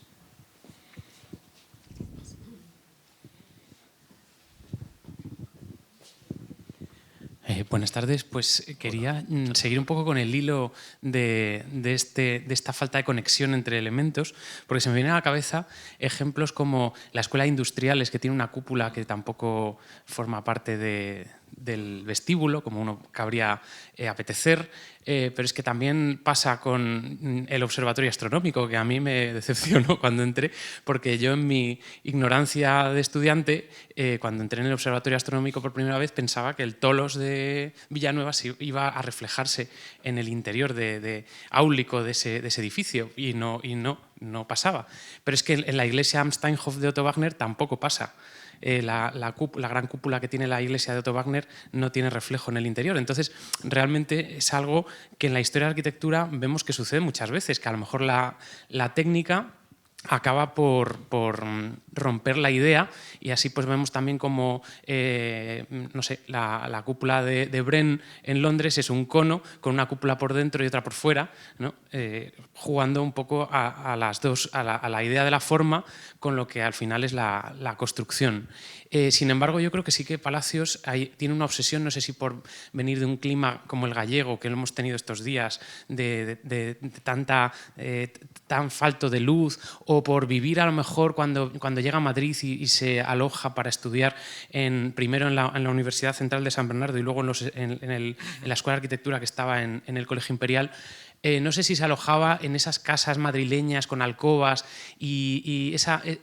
mezclado una cosa con la otra, tenía esa voluntad de la luz, porque realmente la transparencia es alucinante cómo Palacios consigue, a través de formas inverosímiles en los patios, haciendo chaflanes interiores con exedras, etcétera, etcétera, cómo va llevando la luz a recovecos. El propio Círculo de Bellas Artes es una pena porque hoy en día lo vemos y está opacado por completo. Es un edificio mucho más transparente de lo que lo podemos apreciar. ¿No? Le faltan muchas cosas, entre ellas el pórtico de carruajes en la entrada y los patios laterales que están comidos por los ascensores de una manera que eliminan esa posibilidad. Pero en cambio lo vemos en Maudes. En Maudes sí se conserva esa capacidad de transparencia que incluso desde fuera, que la iglesia es como muy pétrea y muy casi acastillada, cuando entras al interior es lo contrario, o sea, como que se deshace los paramentos y se convierte todo en un fanal, ¿no?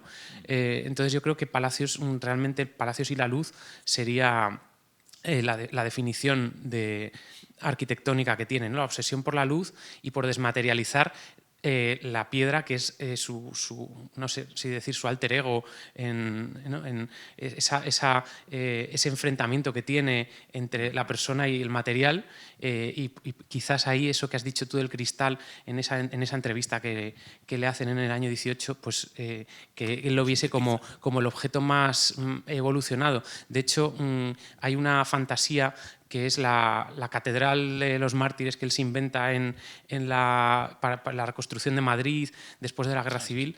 Él llega a esbozar en una carta al cura de Panchón, que le va contando muchas cosas, le llega a contar cómo es esa catedral de acero cromado y vidrio, y prácticamente prescindiendo de la albañilería, dice en la carta. Luego dice, bueno, no me entretengo con esto porque si no, no vamos a lo que vamos, y ya cambia de tema y no cuenta más de esa ensoñación. Con lo cual creo que Javier, lo de los sueños me parece un título acertadísimo para la exposición. Muchas gracias. Nada. A ti, Álvaro. No era ninguna pregunta en realidad, ¿no? Era una observación. Fenomenal. Gracias. No sé si Alberto tenía una por ahí al fondo. Yo lo que quería decir es, me llama mucho la atención porque es un tema que se ha estudiado poco, que realmente toda esta arquitectura, que digamos que es la versión alternativa a la modernidad, partiendo desde el academicismo, porque tampoco es academicismo, es una arquitectura que evoluciona a partir del academicismo, pero que también, curiosamente, en toda esta arquitectura es donde está la tecnología más avanzada. Cuando hacíamos la guía de Madrid, nos sorprendía encontrarnos que esos palacios de la burguesía, de Saldaña y cosas de esas, tenían las mejores calderas, los ascensores, hasta los morteros eran los mejores morteros de la época. Toda la tecnología más avanzada, constructiva, curiosamente, no iba a la arquitectura funcionalista y racionalista, que se hacía muchas veces con la ley Salmón para casas baratas y que logran decepcionantes desde el punto de vista tecnológico. Eran unos edificios atrasados, mientras que estos edificios con aspecto académico eran unos edificios avanzados tecnológicamente. Es una paradoja que me gustaría ver si tú también la has encontrado en esta arquitectura de Palacios. Bueno, yo no solamente, estoy plenamente de acuerdo con esto. De hecho, yo tengo una sensación de, no sé si esto que digo, antes he contado esta cosa de los subconjuntos y los conjuntos de la industria, de la técnica y toda esta cosa. Yo tengo la sensación de que efectivamente estos edificios fueron los que fueron moviendo la industria fundamentalmente, que es a lo que te refieres ahora mismo, creo. Sí. Y fueron empujándolos hacia el borde, hacia el límite del conjunto de la técnica que decíamos antes.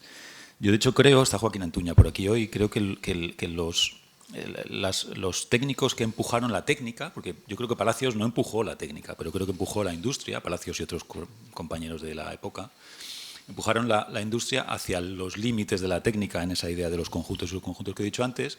Yo creo que los Torroja, los Candela, los señores que en la hormigonería después sí empujaron la técnica y no tanto la industria, se lo deben al hecho de que en esta generación se consiguió que la industria se adaptara a los estándares europeos de la época en un tiempo récord, que esto es una cosa bastante, en fin, lo damos casi ahora por hecho.